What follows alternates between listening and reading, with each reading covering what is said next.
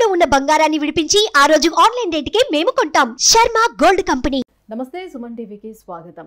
సాధారణంగా వివాహం అనేది మనిషి జీవితంలో అతి ముఖ్యమైన ఘట్టంగా మనం చెప్పుకోవచ్చు. ఎందుకంటే వైవాహిక జీవితంలో ఎటువంటి సమస్యలు వచ్చినా జీవితం అంతా కూడా చాలా డిస్టర్బ్ అయిపోతుంది.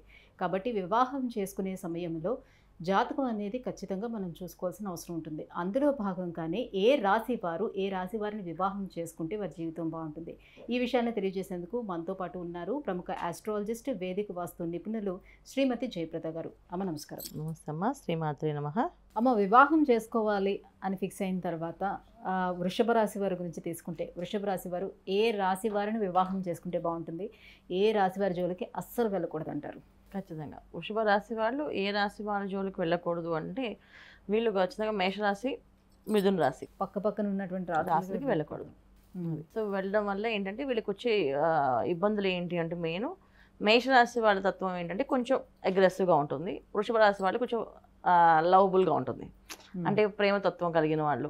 కొంచెం ఏదైనా చక్కగా సైలెంట్గా నిదానంగా చెప్పొచ్చు కదా, ఎందుకు అంత గట్టిగా చెప్తారు అనేసి. అలాగే మిథునంలోకి వచ్చినప్పటికి ఆ మాటలు మాంత్రికులు అనమాట వీళ్ళు. సో మాటలతో బోలని మాటలు మాట్లాడతారు, కానీ చేతల్లో ఏముండవు. సో వీళ్ళకి వృషభ రాశి వాళ్ళకి కావాల్సింది ఏంటి అంటే, చేతలు కావాలి, దాని దగ్గర దానికి సాఫ్ట్నెస్, అంటే ప్రేమగా చెప్పేది, నిదానమే ప్రధానం అన్నట్టు వీళ్ళ లైఫ్ అనమాట. ఎప్పుడు కూడా వీళ్ళు నిదానంగా ప్రధానంగా వెళ్ళాలి, ఏ విషయమైనా నిదానం వెళ్ళకుండా వెళ్ళకూడదు అనే లక్షణం ఎక్కువగా ఉంటుంది వీళ్ళకి. సో వీళ్ళకి జనరల్గా మేషరాశి వాళ్ళు చేసుకోవడం వల్ల ఇబ్బంది పడతారు, చాలా వరకు ఇబ్బంది పడతారు. చాలా మంది వాళ్ళకి వీళ్ళకి అండర్స్టాండింగ్స్ చాలా వరకు, చాలా మంది చూడండి, చాలా పెళ్ళి అవ్వగానే ఒక 1 వీక్ 10 డేస్కే డైవర్స్ తీసుకుని ఉంటారు. ఈ లక్షణం అనమాట. అసలు ఇంత కూడా సూట్ అవ్వదు అనమాట వీళ్ళకి, అందుకని చేసుకోకూడదు. సో మిథున రాశి వాళ్ళతో ఎందుకు చేసుకోకూడదు అంటే, సరదాగా అబద్ధాలు ఆడడం, సరదాగా ఏడిపించడం, తర్వాత సరదాగా ఏదో ఒక విషయాన్ని వాళ్ళు తిమ్మిని పంపించడం, అలా లక్షణాలు ఎక్కువగా ఉంటాయి. సో అది సో ఖచ్చితంగా వీళ్ళు అది భరించలేరు. సో తట్టుకోలేరు. ఏ విషయమైనా ఉన్నది చెప్పేస్తే అది హ్యాపీగా వాళ్ళు ఎంతవరకు తీసుకుంటారు, కానీ అలా చేస్తూ ఉంటే అసలు తట్టుకోలేరు. అందుకని చేసుకోవద్దని చెప్పేసి అన్నది అసలు మ్యాచ్ అవ్వని లక్షణం అనమాట. ఎందుకు రీజన్స్ అంటే, మెయిన్ రీజన్స్ ఏంటంటే, అమ్మాయిలు కానీ అబ్బాయిలు కానీ వీళ్ళకి లైఫ్ పార్ట్నర్ ఎప్పుడు కూడా నిజాయితీగా ఉండాలి. ఇవాళ రోజున బయట ఏమైనా చేసుకోండి, కానీ ఇంట్లో అట్లీస్ట్ వైఫ్ అండ్ హస్బెండ్ దగ్గర క్లారిటీ లేకపోతే ఇంకా వాళ్ళకి ఆ కాపురం చేసే విధానంలో ఇంకా కాపురం ఎందుకు చేయాలి అసలు అనే ఫీలింగ్ వస్తుంది కదా, ఇక్కడ కూడా అబద్ధాలు మోసాలు ఉంటాయి అనేసి. సో ఆ లక్షణాలు మీరు నచ్చదు కనుక ఫేస్ టు ఫేస్ మాట్లాడతారు. సో బయట కొన్ని విషయాల్లో, ఇప్పుడు మిథున రాశి వాళ్ళు వ్యాపారస్తులు అనుకోండి, కొన్ని రకాల వ్యాపారాల్లో కొన్ని అబద్ధాలు చెప్పాల్సి వస్తుంది. ఇంట్లో కొన్ని ఒక వైఫ్ ఫోన్ ఇచ్చి నేను లేదని చెప్పాలంటే వాళ్ళకి అది నచ్చదు.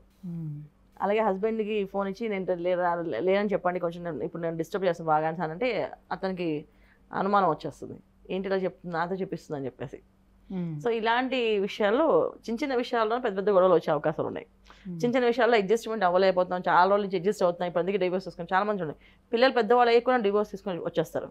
ఇన్నాళ్ళు భరించలేకపోతున్నాను ఇంకా నేను, నా వల్ల కాదు అనేసి.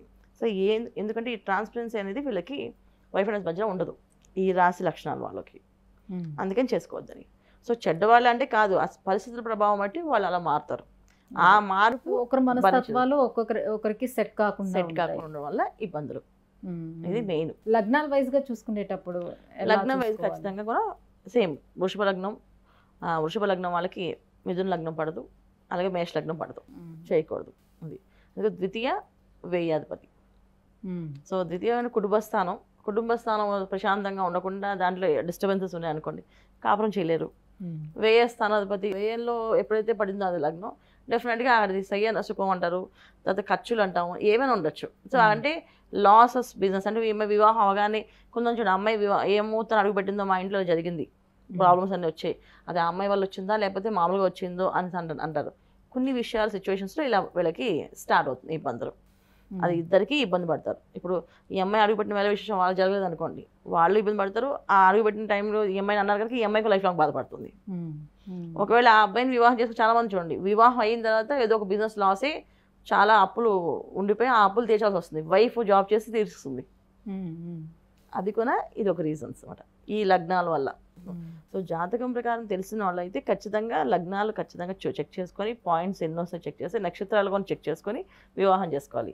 ఒకళ్ళు ఏమి తెలియని వాళ్ళైతే కనీసం రాశిని చూసుకొని చేసుకుంటే అట్లీస్ట్ ఈ రాశితత్వం ఏంటంటే మనస్తత్వాలకి దూరంగా ఆ మనస్తత్వం ఈ మనస్తత్వం కలవదు కనుక వీళ్ళు కొంచెం దూరంగా ఉండడం వల్ల మంచి జరుగుతుంది. అందుకే చేసుకోవద్దని చెప్పి. అది బేసిక్గా మంచి వాళ్ళు కాదని కాదు, ఎవరికి వాళ్ళే మంచి వాళ్ళు, కాకపోతే ఒకరికొకరు పడదు అంతే. అదే వాళ్ళకు పడినటువంటి రాశులు ఏముంటాయి? వృషభ రాశి వాళ్ళకి కన్యా రాశి, మిథునం పడదు, కన్య పడుతుంది మళ్ళీ. సో మిథున రాశి మళ్ళీ బుధుడు అధిపతి, కన్యా రాశి బుధుడు అధిపతి, కానీ అయినా సరే కన్యా రాశి పడుతుంది.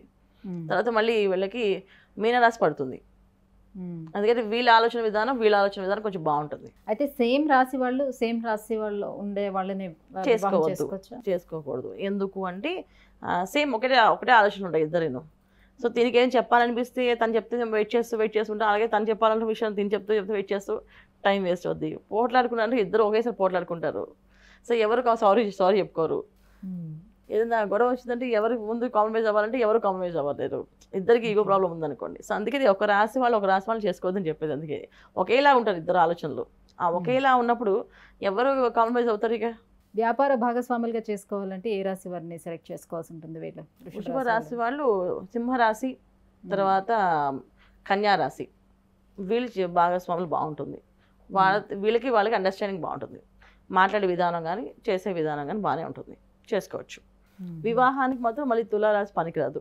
అయితే వివాహానికి కొంచెం అటు ఇటుగా వేరే రాశులు ఉన్నాయి, వ్యాపార భాగస్వామ్యానికి వేరే రాశి కంపల్సరీగా ఉంటాయి. కొన్ని విషయాల్లో మ్యాచ్ అవుతాయి నాన్న, కొన్ని విషయాలు మ్యాచ్ అవ్వవు.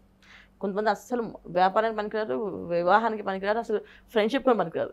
జనరల్గా ఫ్రెండ్షిప్ చేసేవారు మనకి సెట్ అవుతుంది. ఏమో ఎప్పుడు చూస్తే ఏదో పెద్ద విరోధ స్వభావాలకు పెద్ద మాట్లాడుకో అసలు చూసుకొని ఎలా వెళ్తామని చెప్పేసి వెన్నుపోటు పొడిచే ఫ్రెండ్స్ అవుతారా?